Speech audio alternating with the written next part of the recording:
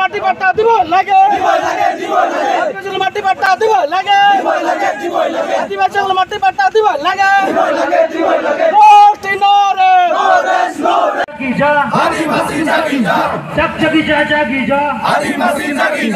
মরিলে মরি যা মরিলে মরে যা মরিলে মরে যা আওয়াজে মানলে গেল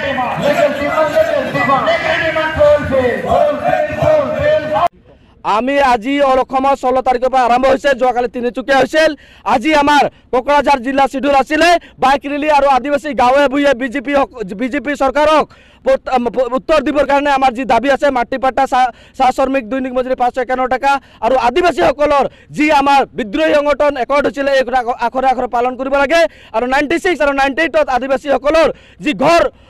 উচ্ছেদ কৰা হৈছিল বা ঘৰ মানে গোষ্ঠীগত সংঘৰ্ষ হৈছিল তেওঁলোকে ন্যায় পোৱা নাই মাটি পাট্টাত আজিলৈকে যাব পৰা নাই ইয়াৰ দাবীতে আমি আজি বাইক ৰেলী কৰি পোষ্টাৰিং কৰিবৰ কাৰণে ওলাই আহিছোঁ কিন্তু আজি কোকৰাঝাৰ জিলা প্ৰশাসনে এছপি আৰু ডিচি আজি পাৰমিশ্যন এপ্লাই কৰা সত্ত্বেও দিয়া নাই আমাক ইয়াত ধৰি ৰাখিছে আমি কৈছোঁ আজি গুলি মাৰিলে মাৰক আমি গুলি খোৱাৰ কাৰণে সাজি আছোঁ আমি ক'ত লৈ যাওক আমি তাতে যাম মুখ্যমন্ত্ৰীক এইটো জবাব বিচাৰি আছো যে অসমৰ মুখ্যমন্ত্ৰী 2016 পৰা আমাক প্ৰতিশ্ৰুতি দি আছে আদিবাসীসকলক জনজাতি 10% বাকি আছে ক'ত গ'ল আদিবাসীসকলক জনজাতিকৰণ দিম বুলি কৈছিল আদিবাসীসকলক সংস্থাপন কৰিম বুলি কৈছিল কিয় কৰা নাই অকল ভোটৰ সময়ত বিটিআৰত আহে গাঁৱে ভূঞে তাৰ পালি নেতাবিলাক সোমাই আজি যেনেকুৱা বিজেপি চৰকাৰে নানান প্ৰতিশ্ৰুতি দিছে আপোনালোকে দেখিবলৈ পাইছে আজি জাষ্টিন লেকাৰাৰ গাঁৱতে যাওক আপোনালোকে তাৰ ৰাস্তা হোৱা নাই আজিলৈকে য'ত বেলেগ জনগোষ্ঠী আছে য'ত আদিবাসী আছে তাতে ৰাস্তা খতম আমি প্ৰতিশ্ৰুতি বহুতবাৰ পাইছোঁ বহুতবাৰ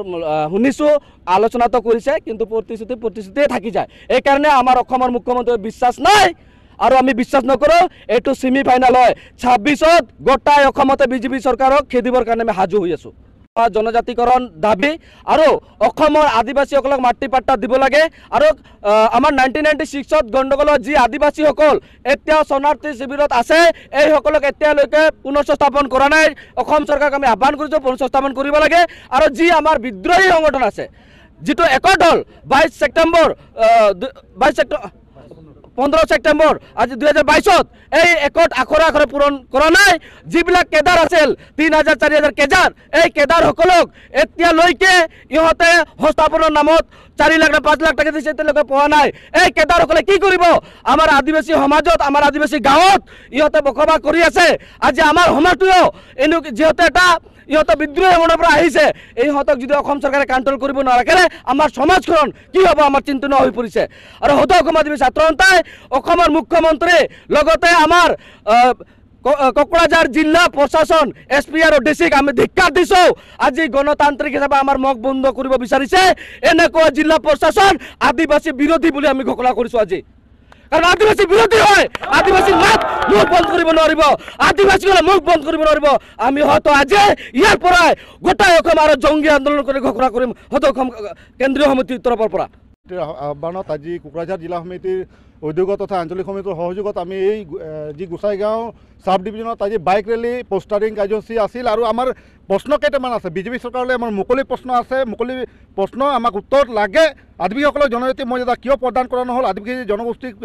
প্ৰদান কৰি অহা জাতিগত প্ৰমাণ পত্ৰ এতিয়ালৈকে কিয় সংশোধন কৰা নহ'ল 2022 চনৰ 15 ছেপ্টেম্বৰৰ স্বাক্ষৰিত আদিবাসী শান্তি চুক্তি দফাসমূহ এতিয়ালৈকে কিয় কাৰ্যকৰী কৰা নহ'ল আদিবাসী চাহ শ্ৰমিকসকলৰ দৈনিক মজুৰি 551 টকালৈ কিয় বৃদ্ধি কৰা নহ'ল 1996-98 চনৰ গোষ্ঠীগত সংঘৰ্ষৰ গৃহহাৰা আদিবাসীসকলক এতিয়ালৈকে কিয় সংস্থাপন কৰা নহ'ল আদিবাসী বিদ্ৰোহী সংগঠনৰ সৈনিকসকলক কিয় এতিয়ালৈকে সংস্থাপনৰ ব্যৱস্থা কৰা নহ'ল আৰু আমি আজি ধিক্কাৰ দিছোঁ আজি সদৌ অসম আদিবাসী ছাত্ৰ সন্থা 16 তাৰিখৰ পৰা